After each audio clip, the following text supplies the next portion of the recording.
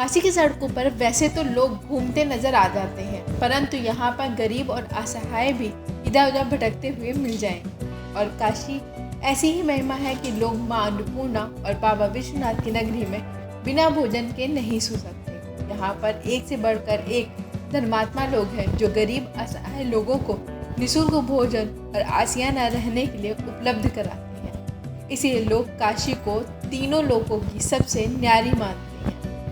काशी की सड़कों पर दर दर ठोकर खाने वाले लोगों और भटकने वाले भिखारी अब काशी में प्रभुजन बन गए हैं।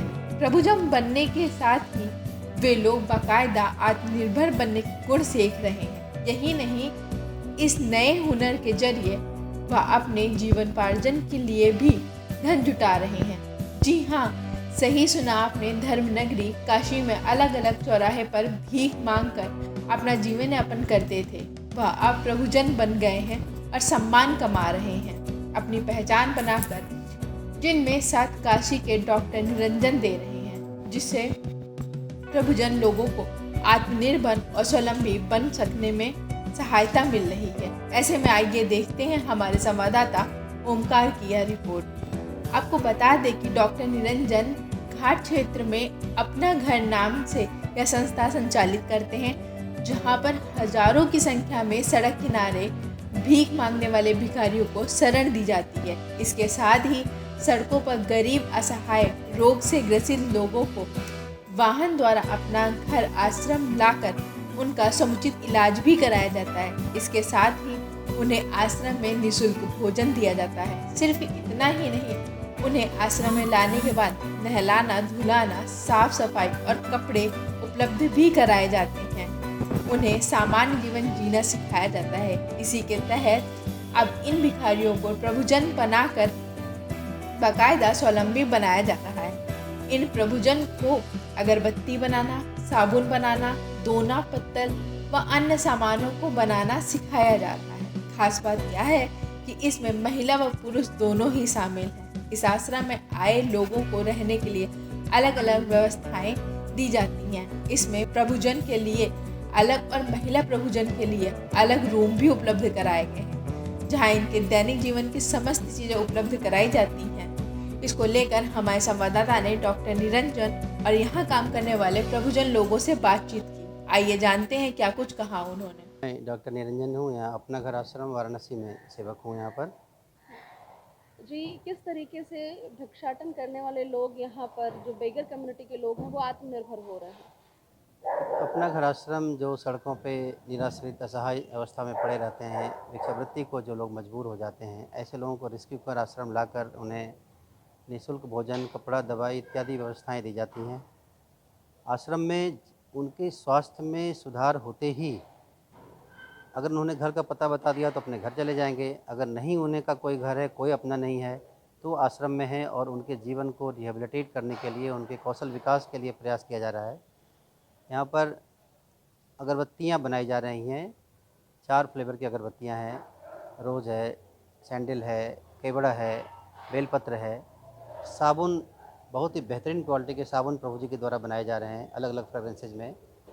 इनके द्वारा जो हमारे घरों में निष्प्रयोज्य अखबार होते हैं, उन अखबारों को हम लोग जमा करके उससे कागज़ का ठोंगा बना रहे हैं और हमारा प्लान है उसमें जो प्रभु जी इसमें बना रहे हैं उनके द्वारा इनको हम लोग जो दवा की दुकानें हैं जहाँ पर कि कागज़ के ठोंगे का इस्तेमाल हो सकता है, वहाँ बँटवाया जाए ताकि प्लास्टिक का यूज़ बनारस में कम से कम हो।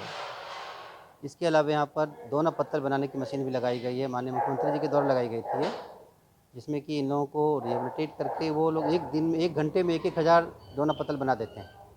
तो ये इनके व्यावसायिक प्रशिक्षण के लिए, ताकि कल को अगर घर जाते हैं तो ये अपने सुविधानुसार उसमें कहीं न कहीं मदद करके इनको दिया जा सकता है कि भाई अपने घर जा कर के ये व्यवसाय शुरू कर सकते हैं। रामा। क्या करते हैं आप यहाँ? है क्या करते हैं यहाँ पे? यहाँ कुछ नहीं करते, इधर आश्रम में आए हैं हम। हाँ। हाँ, घर पर अपना खेती करते थे। अच्छा। हाँ। यहाँ क्या बनाते हैं? साबुन बनाते हैं। कैसे बनाते हैं? इसको पहले वो आता है, इसको डाल के पकाते हैं। हाँ। पानी में। हम्म। हाँ, तो इसको संचय में डालते हैं। हाँ।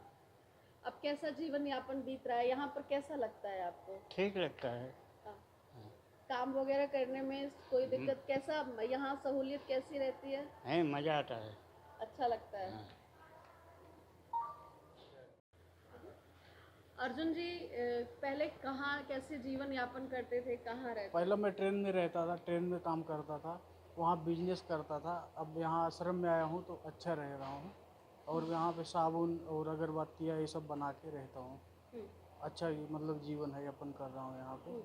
आप लोगों को की जो इनकम है वो कैसी है, यहाँ पे किस तरीके से जीवन गुजारा कर लेते हैं? हम लोग यहाँ मतलब कोई जैसे वेतन वगैरह नहीं मिलता है, हम हाँ। लोग सिर्फ काम करते हैं, खाते पीते रहते हैं। हाँ, अगरबत्ती कैसे तैयार करते हैं आप लोग, कितना मन अगरबत्ती लगता है? अगरबत्ती हम लोग पैकिंग बनाते हैं, उसमें फ्रेगनेंस डालते हैं और कलर डालते हैं। उसके बाद उसमें जैसे अगर जैसे कि रोज हो गया, अगरबत्ती हो गई, मोगरा हो गया, केवट हो गया, ये सब अलग अलग तरीके से अलग अलग फ्रेगनेंस डाल के बनाते हैं और उसकी खुशबू अलग अलग आती है। क्या नाम है? विनोद गुप्ता। विनोद जी, पहले क्या करते थे, कैसे रहते थे आप? पहले हम करते रहे चूड़ी मनहरी का धंधा करते, कैटरीना में भीख मांगते रहे। फिर हमको ये दिखाना करते हैं भरतपुर से लिया है यहाँ। हाँ, यहाँ कैसे आप लोग अगरबत्ती वगैरह बना करके और दिखाना करते हैं। अच्छा खाना पीना मिलता है, ऐसा नहीं है। यहाँ अब जीवन कैसा लग रहा है आपको? अच्छा लग रहा है।